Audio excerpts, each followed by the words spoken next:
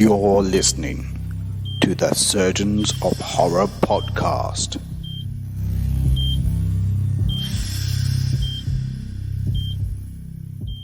Hello, welcome to the Surgeons of Horror podcast. Its purpose is to dissect and discuss horror films, both old and new. We're going to crunch on with this current episode, looking at what you guys voted as the best horror film of 2016. That being Don't Breathe.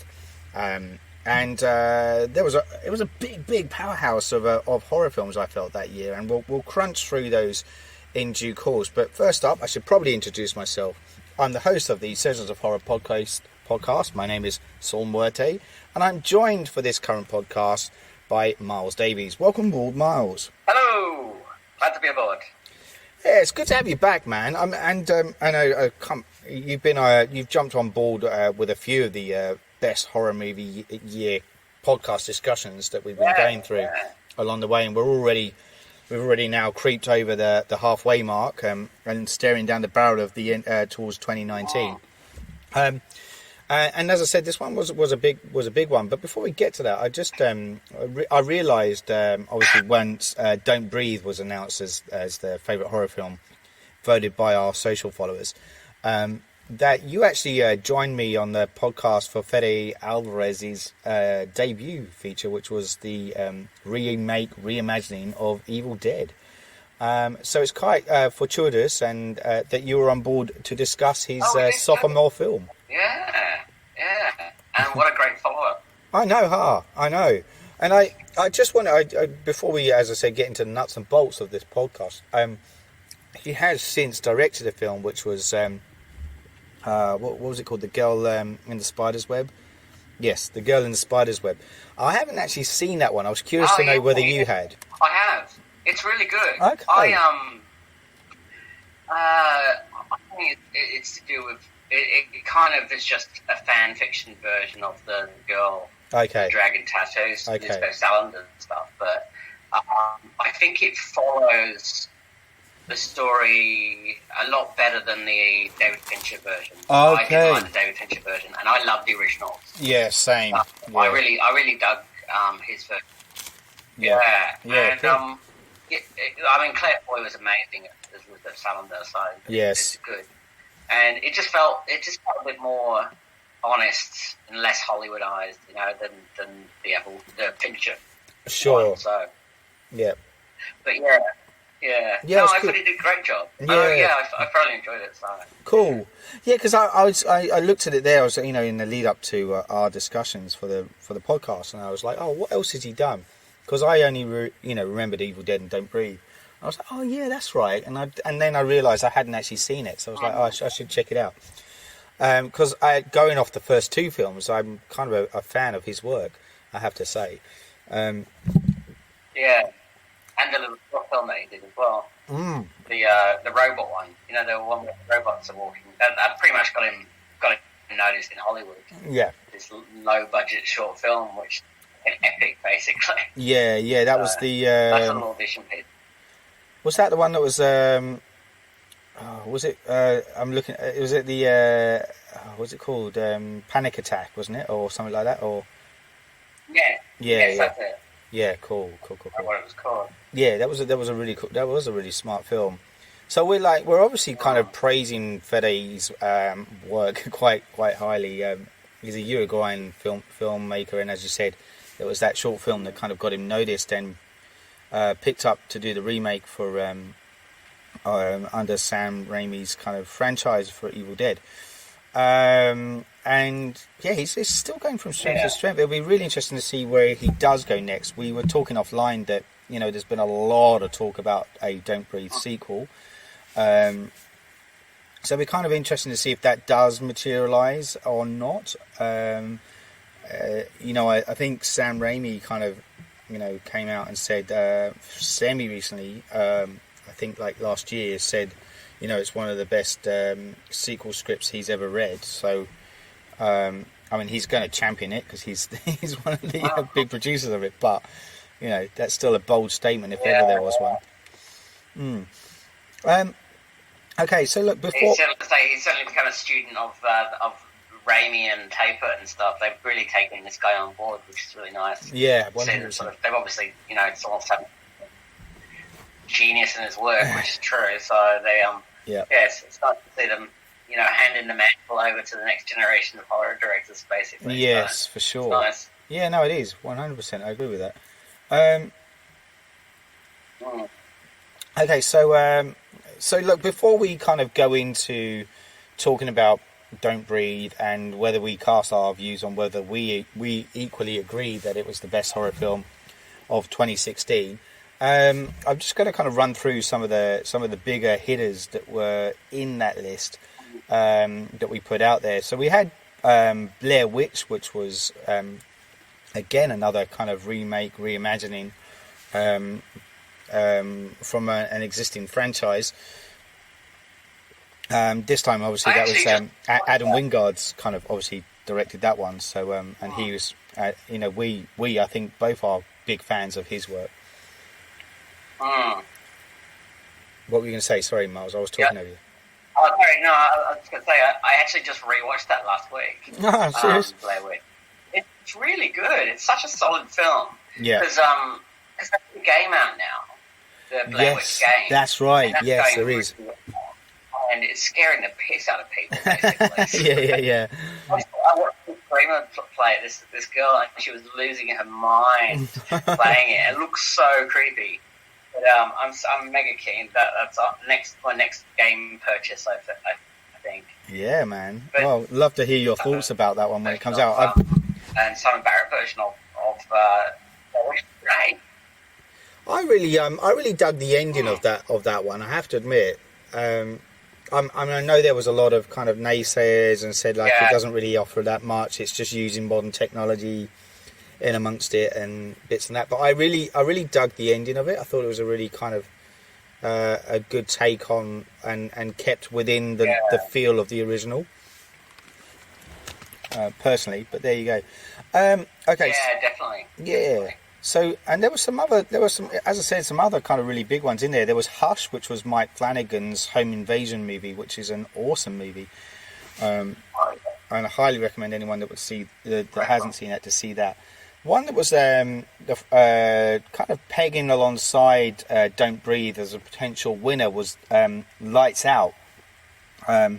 Now, I really wasn't a fan of that film. I'm a huge fan of the short film. But I felt like the feature length version just didn't kind of hit the mark and relied too much on jump scares. So I was kind of like secretly hoping Don't Breathe would come out on top personally when I saw that they were the front two. But I respect that there are some fans of that movie, but yeah, not a big fan myself. We also had Ouija, Origin of Evil, which was again another Mike Flanagan flick. That came out where he kind of... It's a really, really good movie, considering, like, I think I had this conversation with you at the time. Like, it was a franchise that should never have been a franchise. The first one was awful. Yeah. And he just really made something from it, and it was really, really good. Yeah, I know. Who knew? You could make like a prequel sequel. And it actually be better than the original. I know. It just goes to show. Obviously, Flanagan's got a lot of weight on his shoulders at the moment with the upcoming Doctor Sleep that's coming out, which again will be a sequel to an existing franchise. So will be interesting to see what comes out of that one. Then we've also got The Boy, which was the puppet kind of one that comes to life. We had The Eyes of My Mother, which was the Nicolas Pesce one, which is a really darkly disturbing film, all shot in black and white, and really impactful. And he's since done another film called Piercing, which came out, I want to say it was the end of last year, which has also kind of got a lot of people talking about it. We had The Neon Demon, which was the Nicholas Winding Refn movie, which was the kind of witchcraft kind of set in modern Hollywood kind of stuff, which was kind of interesting. And probably the other one to mention in there was The Witch, which was the Scandinavian kind of horror film that came out with, I always forget her name, but she was in Glass and Split. Anya Taylor. Yeah, that's it. Yeah. And I really love that movie. I would have loved to have spoken about that one too. I'm a big fan of that film. Yeah, I was on the fence between Don't Breathe and The Witch for that year. I was really I love The Witch. Yeah, the whole Black Nicholas or Black. The goat. It's weird. Oh yeah, the Black. Is it Black Douglas? No, that's a drink, isn't it? I'm pretty sure Black Douglas is a whiskey. Anyway, yeah, obviously got drink on the mind. So obviously it was a pretty solid year when you look at those kind of movies. There was obviously some stronger than the others, but it wasn't a poor year by comparison to, I think, last year where the vote was quite slim pickings. So kind of cool, and as I said, I was more than happy to talk about Don't Breathe when that came out on top. So with that in mind, do you remember when you first watched Don't Breathe and what your immediate reaction was from watching it? See, I didn't see it at the cinema or anything. I waited till it was released online or whatever, and I saw it for the first time then. So I was mega keen to see it for ages, and was it on any cinemas? I don't remember seeing it. I don't remember over here in Australia. It coming out. I was exactly like you. Heard whispers about this film, and I got it. I watched it when it came round to stream. You know, so I was a fan of Evil Dead, so obviously I was the reunion of Henley and Fede. So it was definitely on the cards for watch. I really remember blown away. I really remember the trailer because it had all the kind of dark, the night vision kind of shot, and it felt really tense driven. And yes, there was something about it that felt like it was like a territory that we had seen before, but there was something about it that was that felt slightly different. There was a bit more edge to it, I felt. Which made me go, I feel like I do want to see this movie. And I don't know whether I connected that it was by Fede at the time, as in the director of Evil Dead, because I'd seen the Evil Dead at the movies. And I don't think I quite got that connection until after the fact. But yeah. It did feel like a familiar film. I mean, we've seen this a gazillion times before. We're like, wait till dark and stuff like that. Exactly, yes. But it had such a... You knew there was going to be a twist to it. So it wasn't going to be the normal, oh my God, is a blind person being robbed and da-da-da-da-da. Yeah. So there was definitely something in that. I think I heard a lot of buzz about it as well. People say, no, you really have to see this. I was like, okay, cool. I'm in.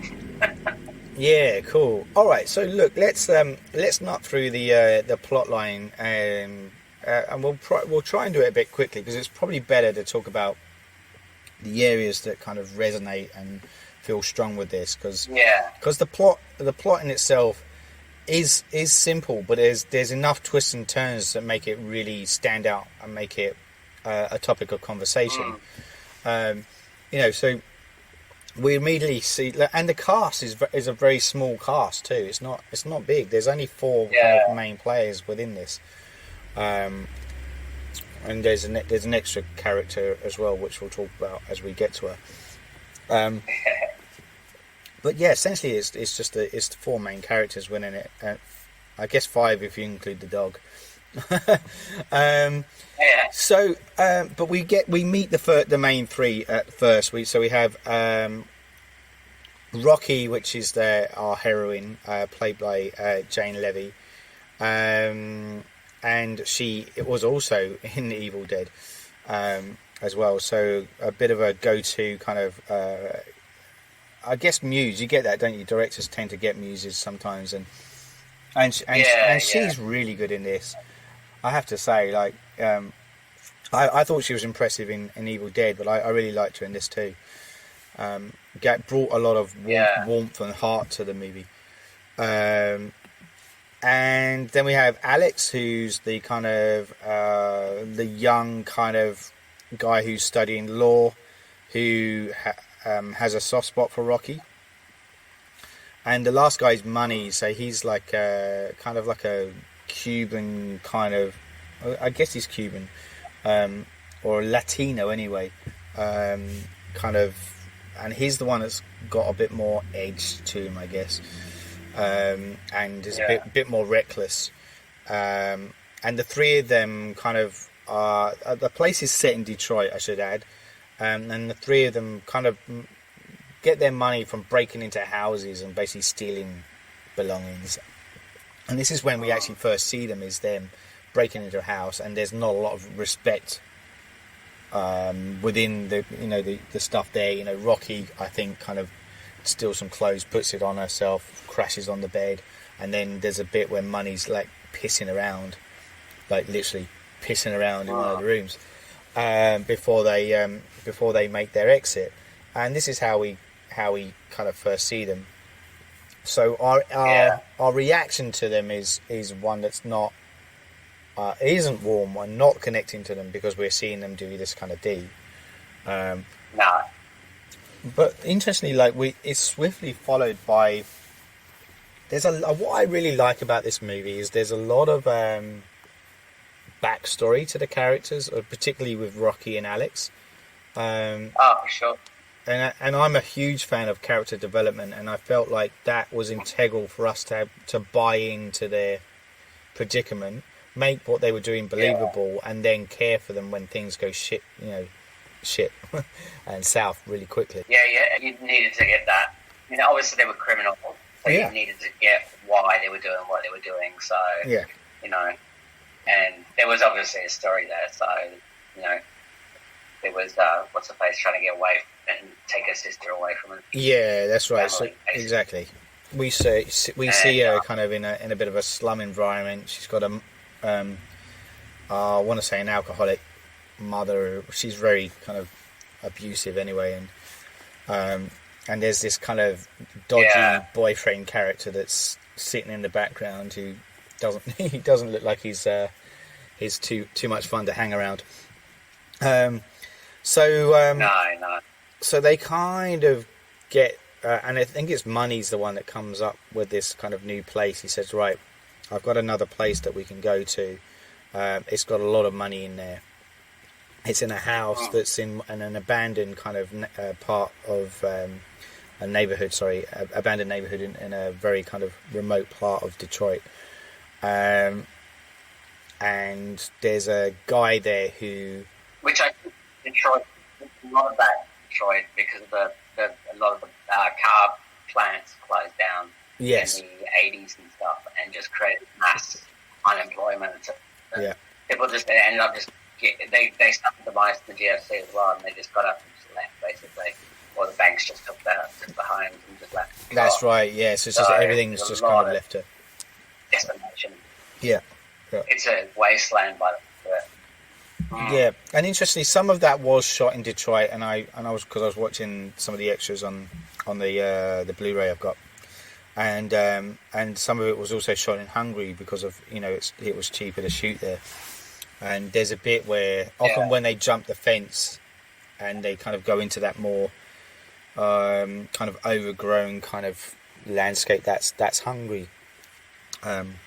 Whereas the actual, I think outside the house and some of the streets is actually Detroit.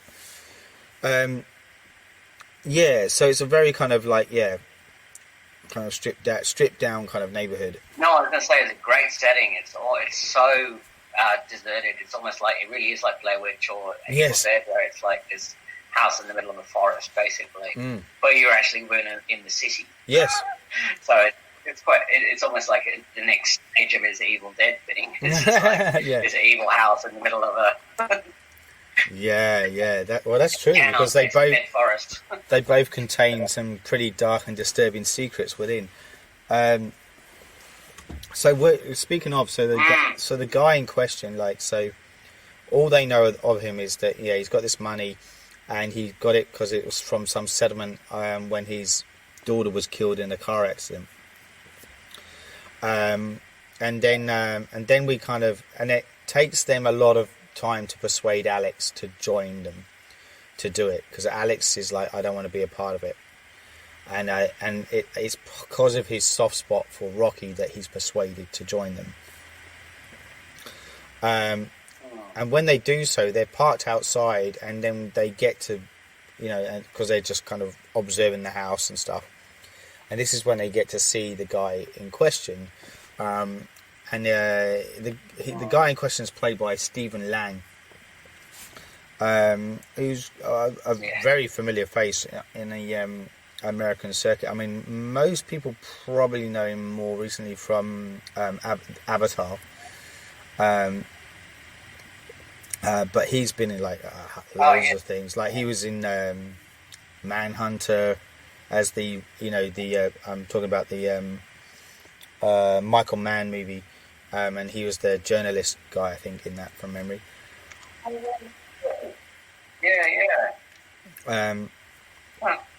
And so he's been a bunch of stuff. Like his face if you saw him. And he's so good. He's so good in this film. Now here, what they find out though at the when they're observing him is that he's blind, and this is obviously, and we as the viewers who may have seen the trailer already knew this, but if you didn't, this is the first instance that you are aware that he's blind. And so there are a few reservations again from Alex, but they still go ahead and do it. And they know he's got a Rottweiler dog as well because they see him walking around with it, and so they have this stuff planned out, and basically we cut into the action quite quickly from that point in, because at night time we see the three of them outside the house, and they throw this bit of meat in which has got a drug in it. They throw it into the house or over the fence, and the Rottweiler dog comes up, chews on it, and he soon kind of succumbs to sleep. And then they realise that the doors are locked, and they're trying to work their way in.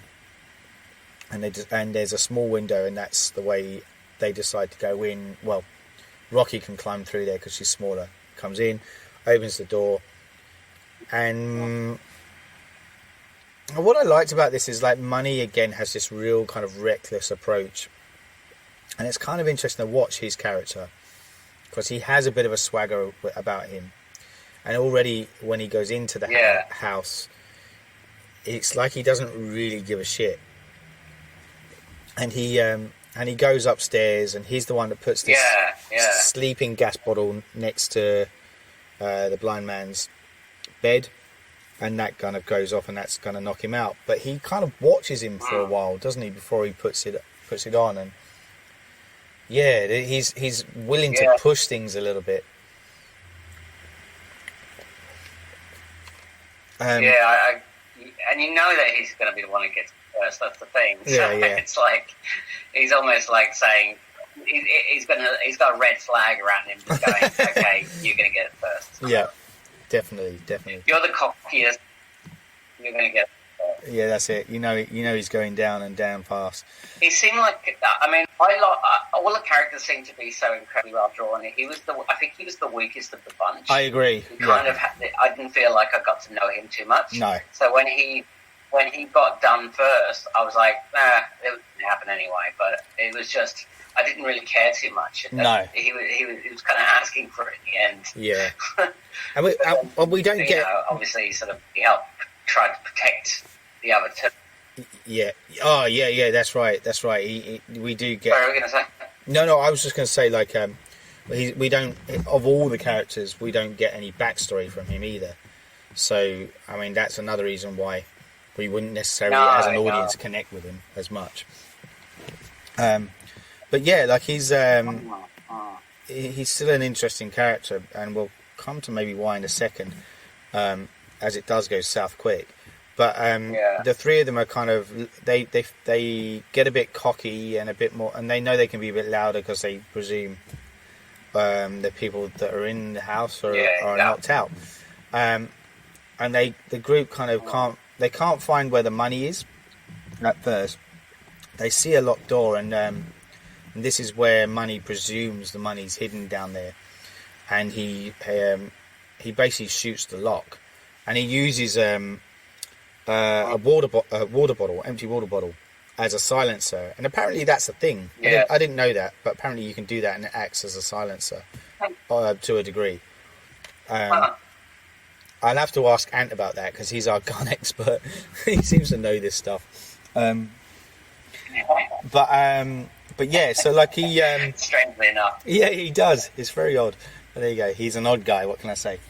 The so apparently it is a thing. One of the filmmakers say it's a thing anyway, and but it still gives off a bit of noise, and obviously it does enough that it actually does wake up the blind man.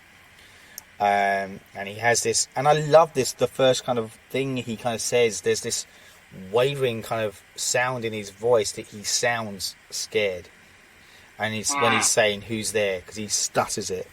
And so, and this is again like there's the pendulum shifts so much in this movie about who you care for and who you don't care for, and it's a sign of really good script writing. You know, it's really, really good. And so I should probably, I mean, Fede Alverez is one of the writers of this, but probably should mention Rodo Sayagüez. I want to say that's how you pronounce his name. I'm sorry if it's not pronounced properly, but probably should mention his name too because he co-wrote the script. But yeah, I love the way the pendulum swings in this. Yeah,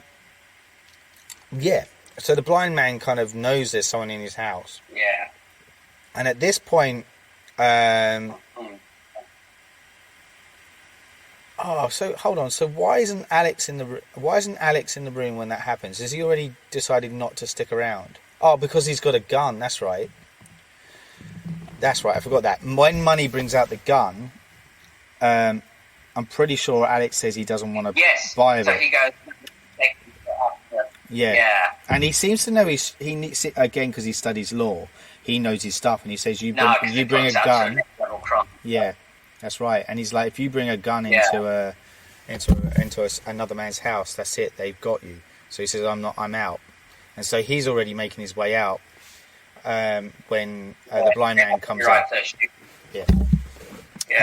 And so, so the gun goes off. Blind man comes out. It says who's there. So he knows that someone's there. So at this point, Money's the one that he's the one that replies, and he still has the gun on him, doesn't he? And so then he's kind of saying like, you know, originally he's like, I thought this place was empty. I've just stumbled in. I was just going to put my head down. And then as the blind man kind of gets closer, he kind of gets more aggressive with the guy and says, "All right, look, I know you've got the money. I want to grab it. Tell me where it is." And then the blind man does a bit of I don't know what you would call it, but he overpowers Money with some swift kind of hand skills. Yeah. And he realizes how strong he is too. He's a physically stronger guy, and Money's kind of realizing that he's in a lot of trouble. The other guys, the blind man's got the gun. And the blind man says, "How many of you are there?"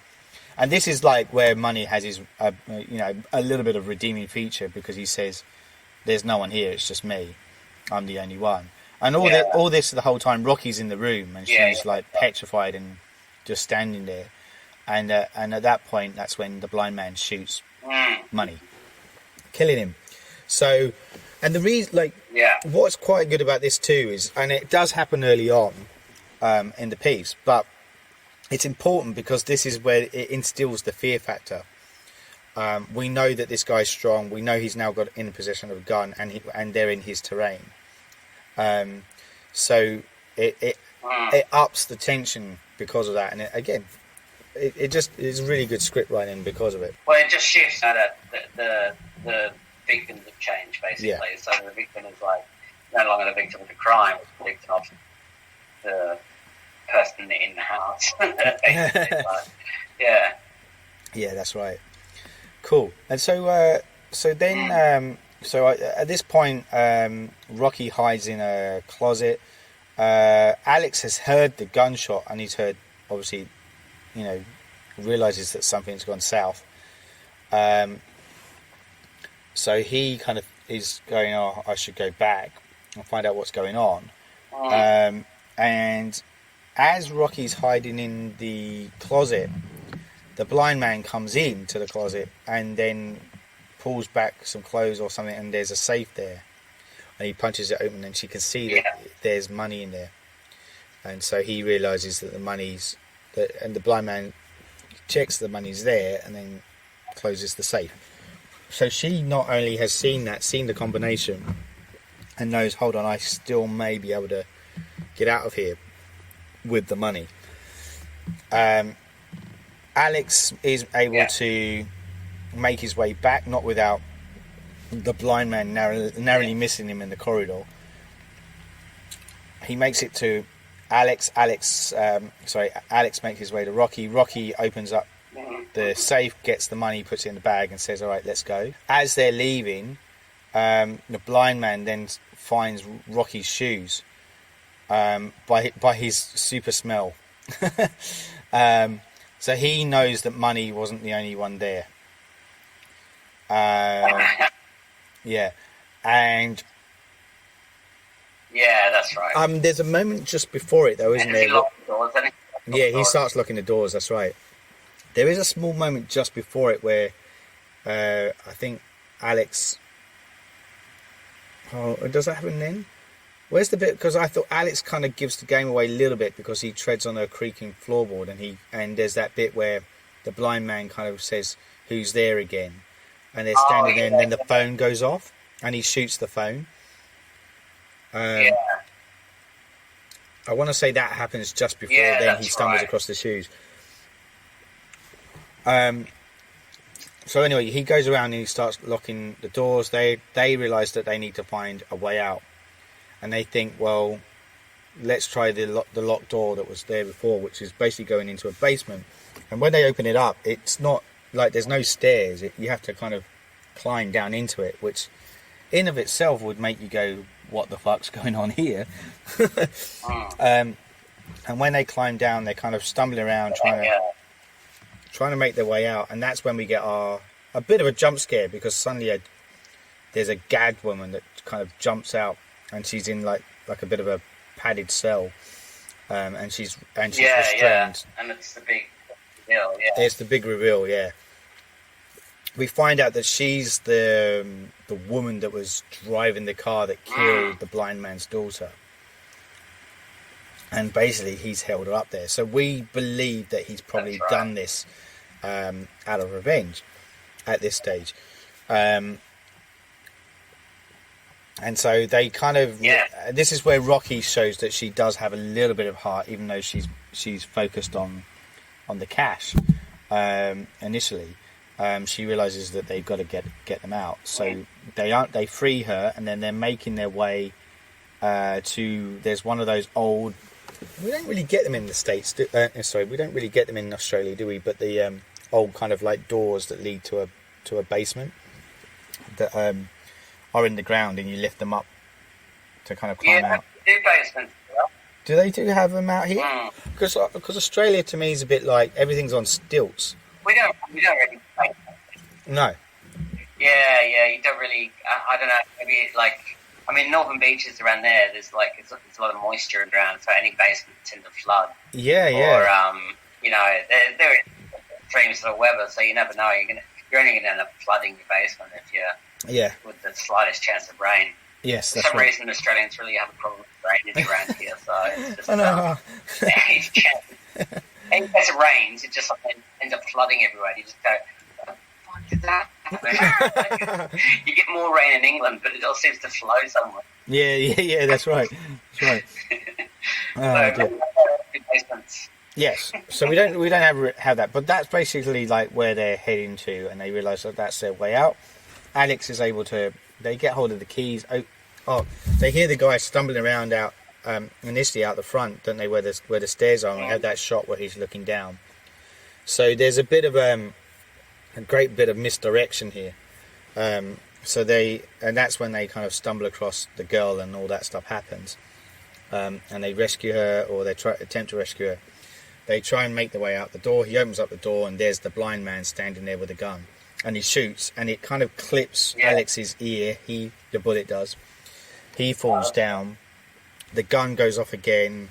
There's a lot of disarray going on, and Rocky kind of looks up and she sees the girl, and that they're trying to rescue, with a huge bullet hole in her cheek, and she kind of collapses down. She's dead. So we're introduced to a new character, but she's kind of down and out very quickly. So we're back to the initial two, and this is where they then find that they're stuck in the basement, and the power's out, and we get the whole POV of them in the dark, night vision kind of sequence that we saw in the trailer. And this is really well done. And one of the cool things about this is, and I don't know if you were aware of it, Miles, probably you would because of your editing and directing background, but whenever the gun fires, while it's black and white, whenever the gun fires, the flare of the light of the gun lights up the room, and it's all in colour for a split second, and then it goes back to black and white again.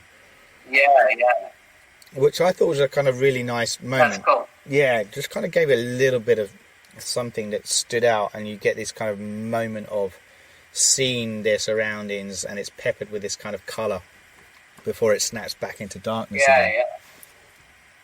Well, colour only exists in light, so it's like, yes, that's right. That's why everything looks black and white when you're in the dark. So yeah. Give it a flash of light and it's going to be coloured. No, it's a good technique that they did it in. Yes. So, it's cool. Yeah, it was. And I'm just realising, before he does that though, before the kind of darkness kind of sequence, the blind man does, when he comes down into the cellar, he finds the girl, and he does start crying over her body. And there's a moment when you watch that, when you watch it for the first time and go, oh, what was that about?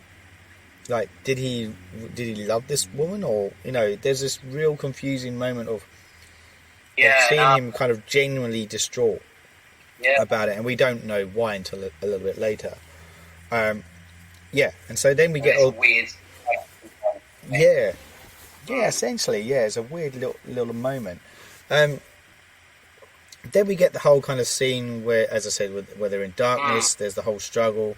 There's actually a fight, or a bit of a fight sequence between Alex and the blind guy, because he manages to grab him at one point. Somehow Alex is able to overpower the blind man, and he then finds Rocky again, and they get upstairs, and they're able to block the basement door. But that's when they then find the dog who's woken up.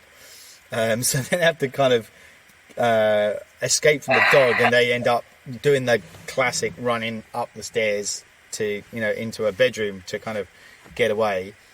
And that's when there's like a what was it? Is it an air vent or something that she climbs into, like a ventilation duct of some kind? So Alex is he gets her to go up there. Then the dog, and then the dog attacks Alex. So the dog is able to get into the room, attacks Alex, and Alex falls out of an open window onto the skylight, which obviously, and he's knocked out, but he's obviously on a very kind of, like, you can see the glass is already starting to break a little bit.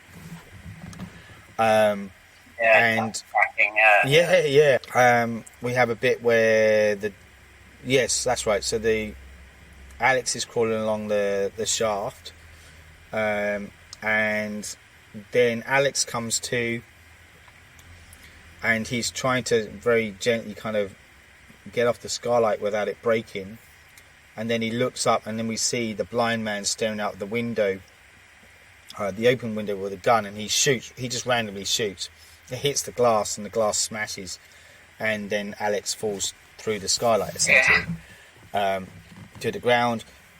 Then the dog starts chasing Rocky down through the vent, and this kind of like real kind of like ninja assassin kind of crawl through, because it's a big dog in a very small space, which is kind of frightening and amusing in the same sense, in the same essence.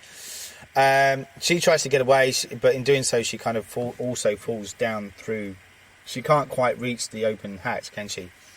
and so she falls down this shaft as well, and then I think there's the scene where Alex is then confronted by the blind man in the utility room, and they have another really quite brutal fight sequence.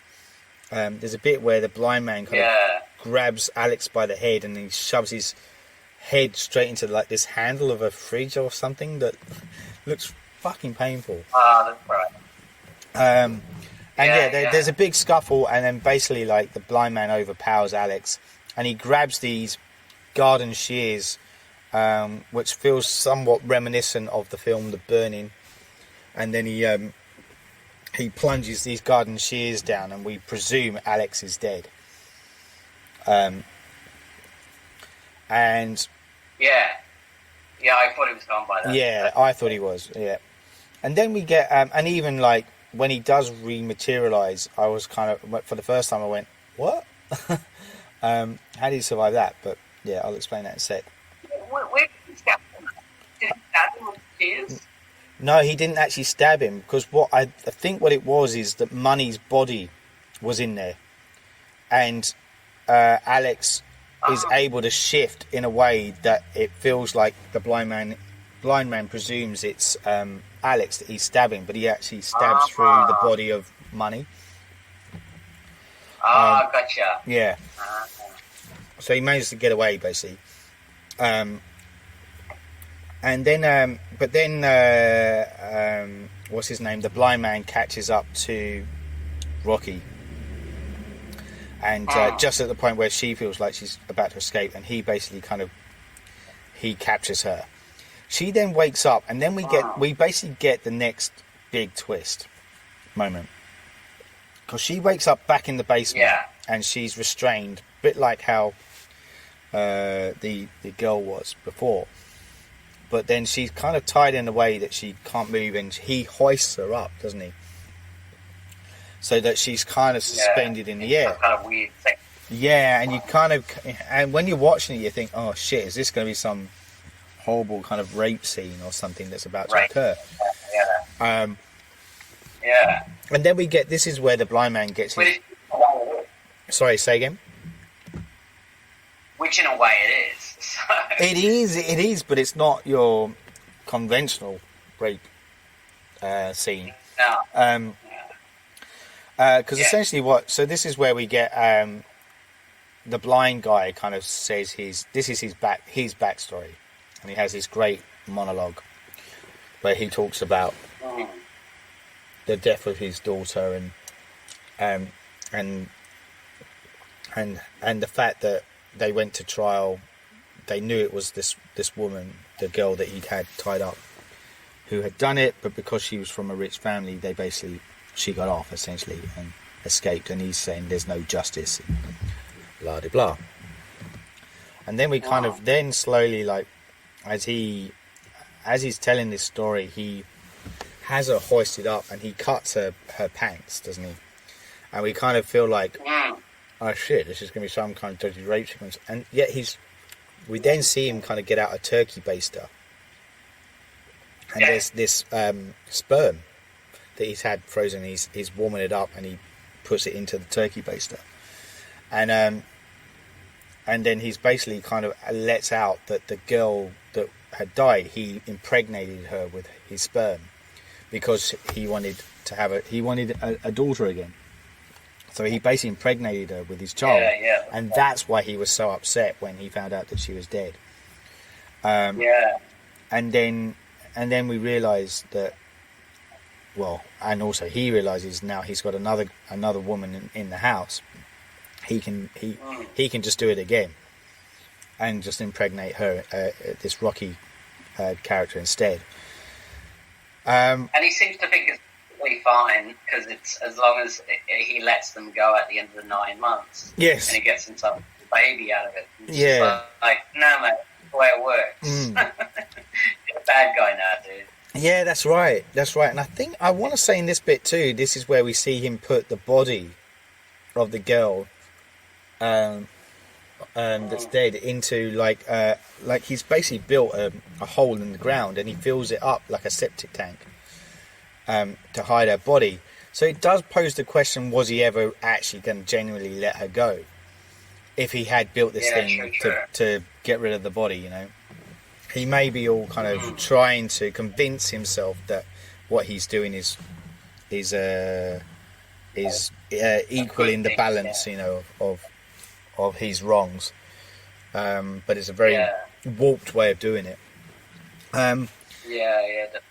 So he's telling his kind of backstory about all that, and then we realise that he's going to be doing this thing to Rocky, and just as he's about to inseminate her with this turkey baster, that's when Alex turns up, and he basically overpowers the guy, and Rocky handcuffs the blind man to the banister or whatever it is, the heating thing that was attached to.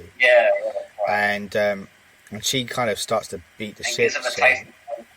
She literally does give him a taste of his own medicine, and apparently that was a bit of an ad-libbed moment, or kind of like. All right. The other writer, not Fede, was like, I kind of want Rocky to do this, but do you think? And they kind of felt like Stephen wouldn't go for it, and Fede kind of really liked the idea, and he went, and he kept kind of putting it off on the build up to the shoot, and he basically kind of went up to him and went, "Hey, Stephen, I'm thinking about just doing this thing. What do you think?" And Stephen just went, "Yeah, bring it, man." And so but it was only on the day that it wasn't in the script. It was on the day that they kind of said, "I want to put this in." And it's horrible. Horrible moment. Horrible thing, but it's good though. It's good. It's horrible in a good way. Every actor's. yeah. So like they basically kind of start then to try and escape. Essentially, like they realise that he's handcuffed and they're going to try and get out. And that's when as they go through the front door, and they're just about to open the door, then all of a sudden the blind man has somehow kind of gotten free, and he shoots Alex, and Alex falls down dead straight away. And then Rocky manages to open the door and get outside, and she turns back and kind of says, what are you going to do now? And then all of a sudden the dog comes after her, and she's like, oh shit, and she kind of hightails it out of there, manages to get back to the car, drops her money outside, the cash outside the car, but manages to get inside the car, and but realizes she doesn't have the car keys and can't start the car, and the dog's on the outside, and so she realizes that she's stuck. But she kind of comes up with this MacGyver trick at this stage. Where she MacGyver the hell out of that. Where she's able to lure the dog into the boot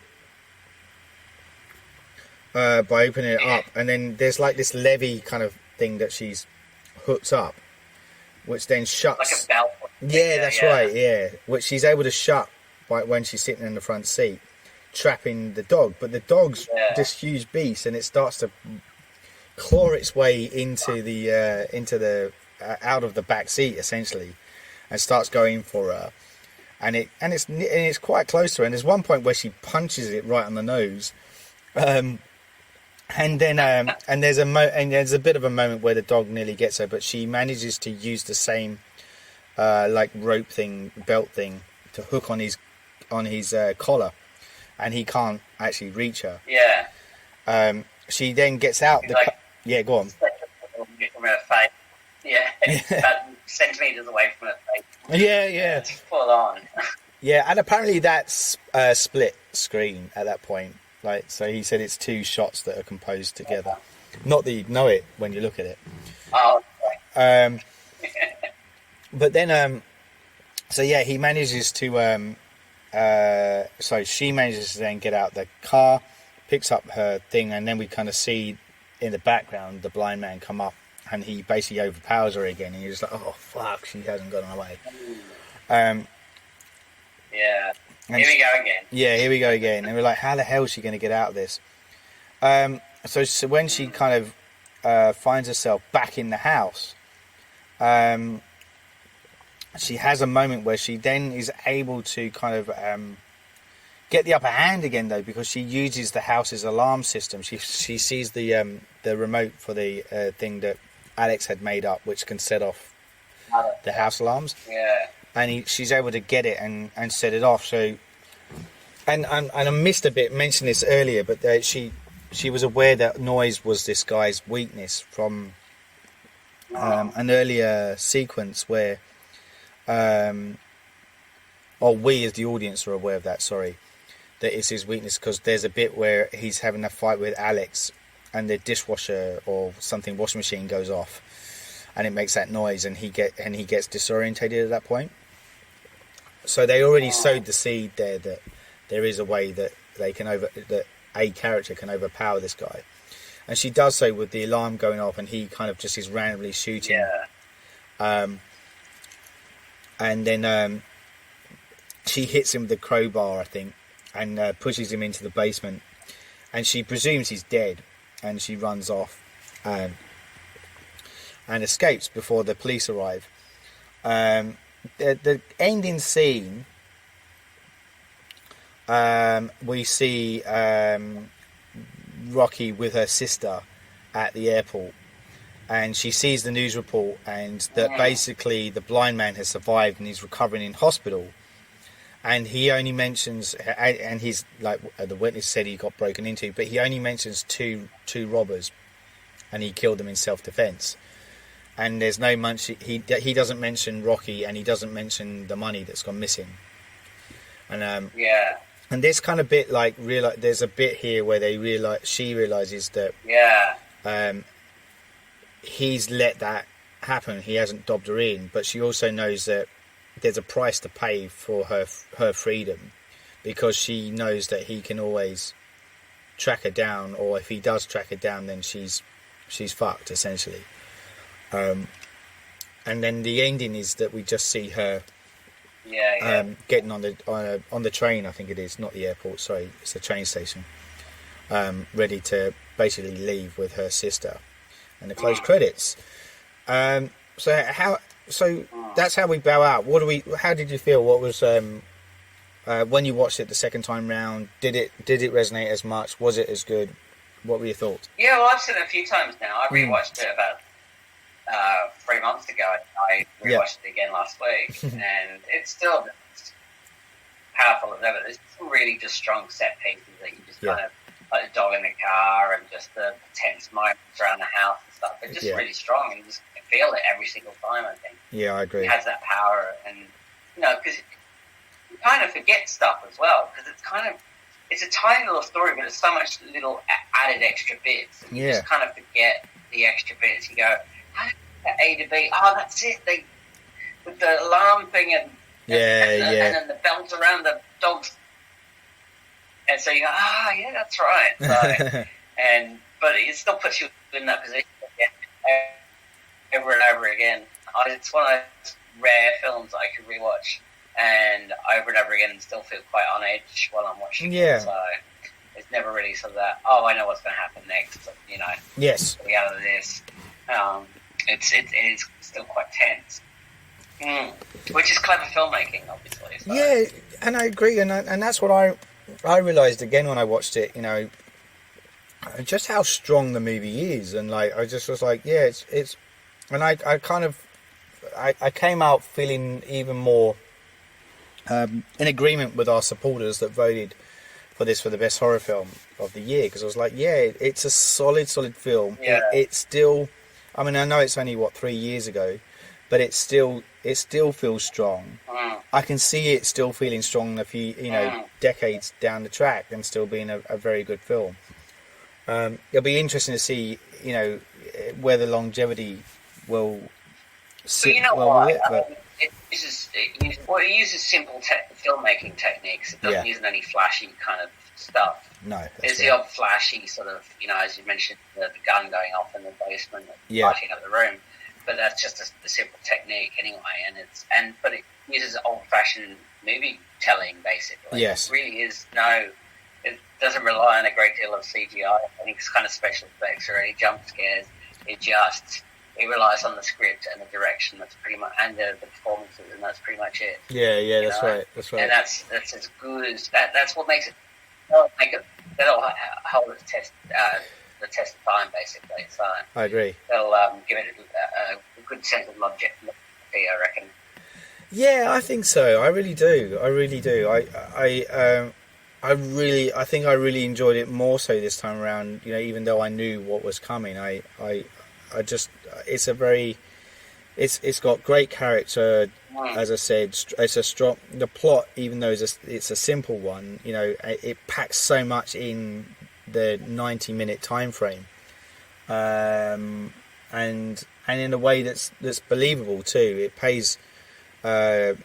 It does the hard yards with giving the character background at the beginning that you do care about it. There's enough twists and turns, and it does. Any sign of a good film is where you oscillate between who you should be alleging or pledging your alliance to, and then questioning that alliance, through certain events that transpire as the film unfolds. It's a great movie, and I really liked it. So I have to ask though, so do you feel there's enough there for a sequel? Firstly, and where would you personally take it if you had the chance to? I do feel there's enough. I think you could take it in completely territory. Yep. For the next one, it wouldn't be anything like the first one whatsoever. Yeah, I kind of feel that. Yeah. Completely different. He's going to come after that money. Yeah. He's going to come after her because there's a connection there. Yes. And the fact that he didn't go for it, it was like, okay, no, I'm gonna wait, and I'm gonna get this one myself. Yes. And so it's not over between the two of them yet. There could be a real cat and mouse thing going on. It'd be really interesting. So, it could. I don't know. I have no idea where they would want to take it. I'm looking forward to seeing what they do with it. Did you say that somebody had read the script? Sam Raimi had read the script? Sam Raimi, yeah, that's right. I said that off record, and yes, apparently he basically, can't remember when it was. I feel like it was like last year or so, but he basically came out and said it's the greatest idea of a sequel that he's ever heard. And I know he's going to say something like that, obviously, because he's the producer, but that to me is a pretty bold statement. And the script apparently has been finished. It is a bold statement, and it doesn't strike me as one that sort of big ups things unless it actually is true. Yeah. It strikes me as a very honest guy. I agree. Yeah. So it would be really interesting to see where it goes and what they do with it, for sure. All right, man. I think that probably ties us out, and we're coming to the end of our podcast now, and we've had a little chat around it, and it was voted best horror film 2016. I have to say I pretty much agree, and I was along with you too. I think The Witch was probably pretty close to being the front runner within that particular year, but having watched Don't Breathe, I felt like it definitely was a strong contender, and I'm glad we got a chance to have a chat about it, and to kind of look at Fede Alverez's journey, from our last podcast, as I said, when we did the Evil Dead franchise podcasts. So on that note, I just want to say thank you out there for the listeners and our social kind of followers who championed this one and put it at the front runner as the topic for our best horror film of 2016. Do stick around for more of these as we fly through them. Not long to go now, but 2017. Keep your eyes out on the social platforms as we push out another list for that one too. Until then, I'm your lead host, Saul Muerte. Thanks for joining me, and thanks also to my co-host, Miles Davies. Thank you. Goodbye. You're listening to the Surgeons of Horror podcast. Music supplied by Peter Nezik. For more discussions or podcasts, head over to surgeonsofhorror.com or head over to our Facebook and Twitter sites for the latest news and updates.